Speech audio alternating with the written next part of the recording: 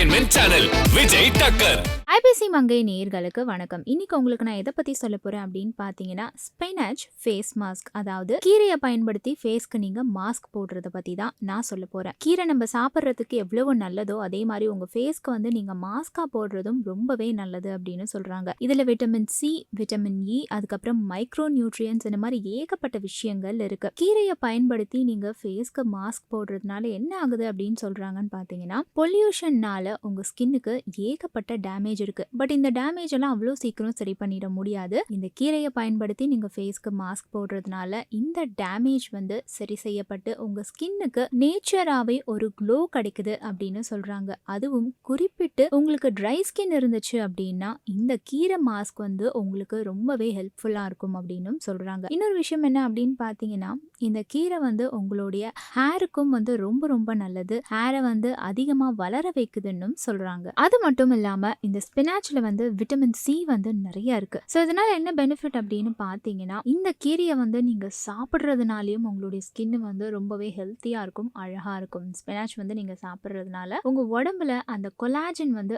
அதிகமாக ப்ரொடியூஸ் ஆகுது. கொலாஜன் அப்படின்றது நமக்கு ரொம்பவே தேவையான ஒன்று. அது மட்டும் இல்லாமல் இதில் ப்ரோட்டீனும் நிறைய இருக்கு. ஸோ இது ரெண்டுத்தினாலையும் நமக்கு என்ன பலன் அப்படின்னு பார்த்தீங்கன்னா, நமக்கு வந்து நியூ ஸ்கின் டிஷ்யூஸ் வந்து ப்ரொடியூஸ் ஆகிறதுக்கு இது ரெண்டுமே நமக்கு ஹெல்ப் பண்ணுது. ஸோ இந்த மாதிரி நியூ ஸ்கின் டிஷ்யூஸ் வந்து உங்களுக்கு அதிகமாக ப்ரொடியூஸ் ஆச்சு அப்படின்னா நீங்கள் பார்க்கறதுக்கு எப்போவுமே வந்து நல்ல ஒரு ஃப்ரெஷ்ஷான லுக்கோடு இருப்பீங்க. உங்கள் ஸ்கின்னும் வந்து ரொம்பவே ஹெல்த்தியாக இருக்கும். இந்த கீரையை வந்து நீங்கள் அப்படியே சமைச்சு சாப்பிட்டாலும் ஓகே, இல்லை இந்த கீரையை வந்து நீங்கள் ஜூஸாக பண்ணி சாப்பிட்டாலும் அதுவுமே ரொம்ப நல்லது அப்படின்னு சொல்கிறாங்க. காரணம் என்ன அப்படின்னு பார்த்தீங்கன்னா, இது வந்து rich in vitamin A, C, அதுக்கப்புறம் இன்னும் ஏராளமான சத்துக்கள் இருக்குது அப்படின்னு நான் ஏற்கனவே சொல்லியிருந்தேன் இல்லையா. ஸோ இந்த ஜூஸாக நீங்கள் குடிக்கிறதுனால உங்களுக்கு என்ன பலன் ஏற்படுது அப்படின்னு பார்த்தீங்கன்னா, நார்மலாக வந்து நம்மளுடைய ஸ்கின் வந்து கம்ப்ளெக்ஷன் இன்னும் இம்ப்ரூவ் ஆகணும் அப்படின்னு சொல்லிட்டு நம்ம நிறைய பேக்லாம் போடுவோம்.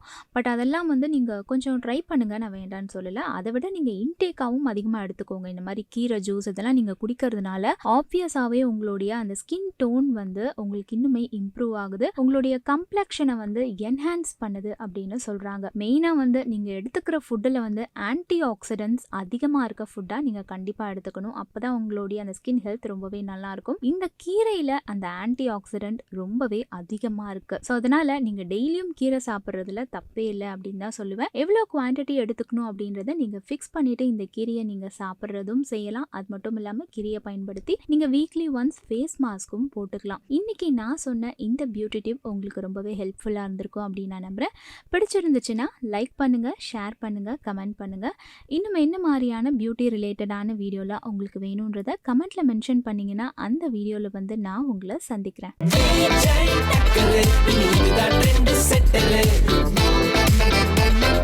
வருகிறது புத்தம் புது என்டர்டெயின்மெண்ட் சேனல் விஜய் டக்கர். மாமியாருங்க ஒரு பர்ச்சேஸ்க்காக போயிருக்காங்க, வந்துருவாங்க. பர்ச்சேஸ் போயிருக்காங்களா? எங்க போயிருக்காங்க? டி நகர்னு சொன்னாங்க. எது டி நகரா? லேடிஸ் டி நகர் போனா ஒரு தீபாவளி முடிகிற வரைக்கும் பர்ச்சேஸ்.